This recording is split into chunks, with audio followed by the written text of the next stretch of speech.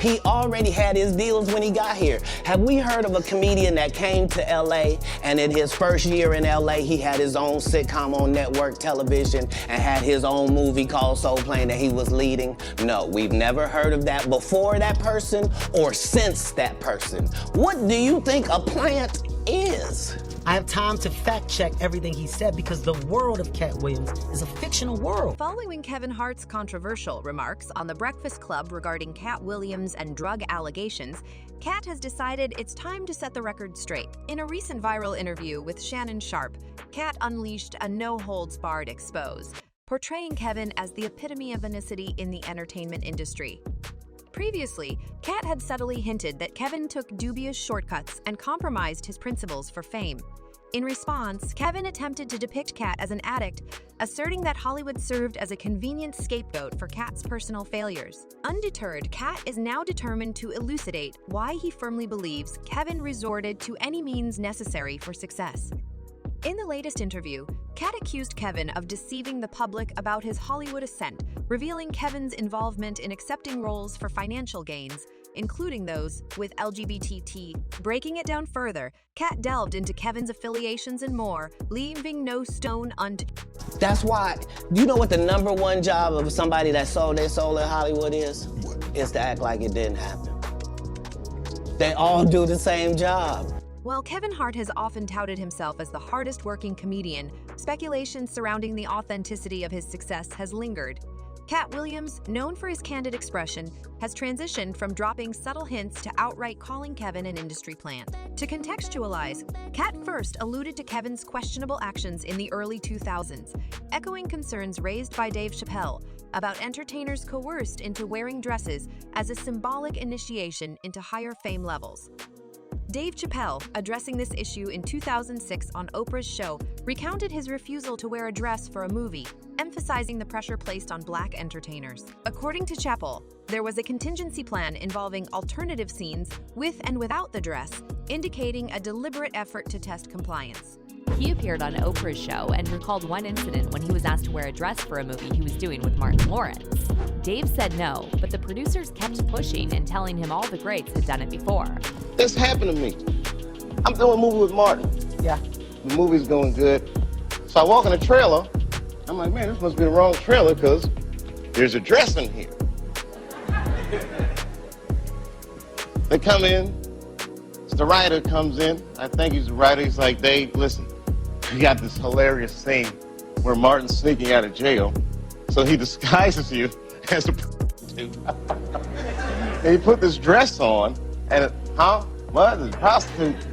Nah, I'm not doing that. I don't feel comfortable with that. That should have been in the discussion. What? You don't feel comfortable with it? I mean, it's a hilarious bit. All the greats have done it. Kevin Hart, initially dismissing these claims in 2012, laughed off the idea of being coerced into wearing a dress, asserting it had never happened to him. But the minute it was clear, I was adamant. I'm not wearing a dress. I'm not wearing the dress. All right, fine. Think of something else. Guy comes back 10 minutes later, the whole new scene. Hot damn, how did you write the scene so fast? Although not outright rejecting the possibility, he declared his commitment to preserving his brand. However, less than a year later, Kevin appeared in an SNL sketch donning a dress, sparking accusations of selling out. I definitely haven't ran into to put on the dress. I mean, you know, you have to have boundaries. You have to have limits that you refuse to cross. Despite Kevin's pre-existing success, the SNL sketch raised eyebrows, with critics suggesting a compromise of authenticity for mainstream acceptance. Katt Williams, with his latest revelations, seeks to shed light on what he perceives as a pattern of calculated moves by Kevin Hart in pursuit of fame and success. In a realm where skeptics dismiss the dress debacle as mere coincidence and label it another unfounded conspiracy theory, Katt Williams diverges with a distinctive perspective. When questioned about the Kevin SNL dress controversy, Katt expounds that it transcends Kevin alone. It's an intricate system at play, and Kevin merely took his turn in the elaborate scheme. At the end of the day, Kevin doesn't have to worry about what people are going to say about him wearing a dress because of the long line of dress-wearing people before him. So now I'm saying, why are we picking on poor little Kevin Hart? Because it was his turn next. When the day concludes, Kate, on the flip side, found himself entangled in legal issues, becoming tabloid fodder, portraying him as a volatile substance abuser. However, in 2018, Katt stirred the pot once more, throwing shade at Tiffany Haddish and insinuating her status as an industry plant. Kate elucidated that numerous talented black female comedians never received opportunities, insinuating Tiffany's success is due to catering to a white audience. He cited 46 overlooked female comedians. Kevin, agitated by these remarks, retaliated on The Breakfast Club, attributing Katt's bitterness to missed opportunities stemming from substance problems. She passed 46 female black comedians that I know personally that I put on tour who have a hard time getting a chicken sandwich from Chick-fil-A after they headline 7 shows at a club for $2,500 a week. But people like real, and that's why they like her. Is that what they like? They love real. Oh, because everybody's real then. So don't trip. No. Is they so ghetto? When did that become marketable? Knock it off. They like her because she want to sleep with a white man. That's why the only thing she said was, I want to give it to Brad Pitt. Kevin further contended that Katt never utilized his platform to support fellow comedians. However, this claim is fundamentally flawed, as Katt has a documented history of assisting peers, albeit discreetly. For instance, last August, Katt covered the $75,000 bill for actress and singer Melba Moore to receive the Hollywood Walk of Fame star. My frustration with Katt Williams comes from, you keep pointing at Hollywood. Hollywood this, the white man, this, and this.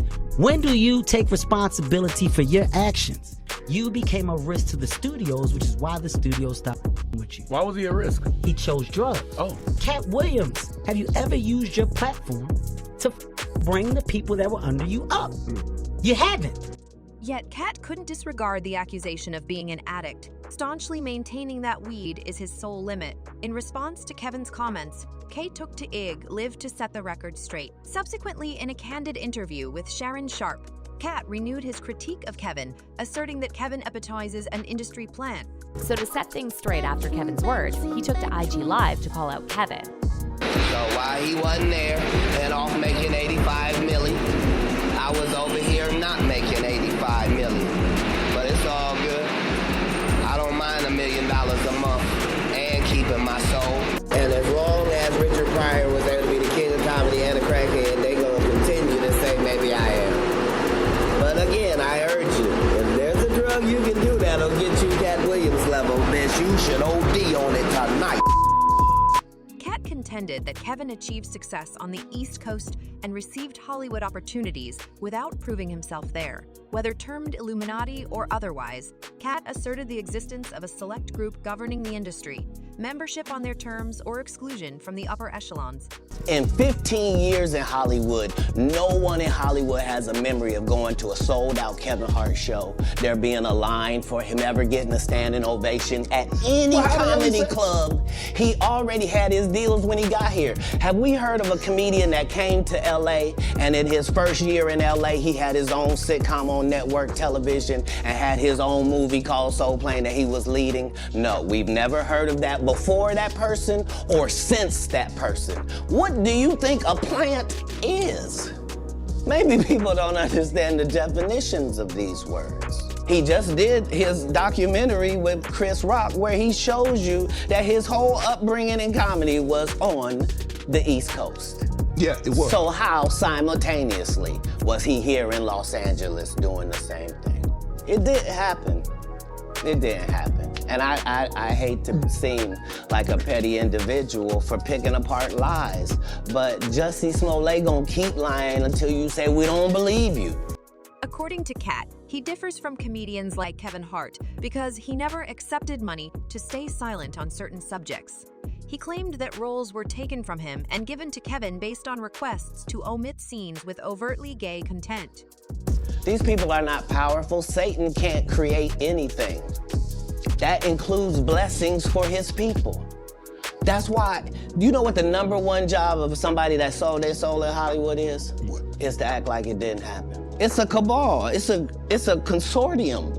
They rock with who they rock with and they don't with who they don't. As one can envision, supporters are currently rallying behind Katt and commending him for revealing the true workings of the industry. I've not taken the shortcuts. I've not been funded. They pay you to not talk about things they don't want you to talk about. They tell you that themselves. On the flip side, Kevin is facing criticism for attempting to portray Katt as bitter and problematic during that Breakfast Club interview, despite Kevin himself grappling with a multitude of personal issues that demand attention. For a 5-year period, every single movie that Kevin Hart did was a movie that had been on my desk. That all I had said was, just, can we take some of this step and fetch it out? And then I can do it. Like, it don't need to be overtly homosexual, because I'm not homosexual, right? It doesn't need that to be funny, right? And me saying that and them going, oh yeah, no problem. And then going to give it to this other guy and having him do it just like it was and acting like I'm a bad person because I keep standing on my standard. A fan remarked that considering Kevin's two Deweys and his marital infidelity, along with Tiffany Haddish's situations, the interview hasn't aged well, especially when Kevin labeled Katt Williams as bitter. Another individual expressed astonishment, pointing out Kevin Hart's history of infidelity in both marriages, leveraging jokes about his own son's developmental disability for audience appeal, and overall portraying him as nothing more than a negligible and half-hearted entertainer. In the current landscape, enthusiasts are rallying behind Katt and lauding him for uncovering the true intricacies of the industry. Meanwhile, Kevin is facing backlash for attempting to depict Katt as embittered and problematic in that Breakfast Club interview, despite Kevin himself wrestling with a plethora of personal issues. A supporter noted that, given Kevin's two DUIs and his history of marital infidelity, along with Tiffany Haddish's circumstances, the interview hasn't stood the test of time well, especially when Kevin labeled Katt Williams as bitter. Another observer expressed amazement, highlighting Kevin Hart's track record of infidelity in both marriages, exploiting jokes about his own son's developmental disability for audience engagement, and generally portraying him as nothing more than a negligible and half-hearted entertainer. Now, share your perspectives on Katt's revelations about Kevin. Is Kevin genuinely emblematic of the industry's orchestrated facade? Share your insights in the comments below, and don't forget to check out the subsequent video.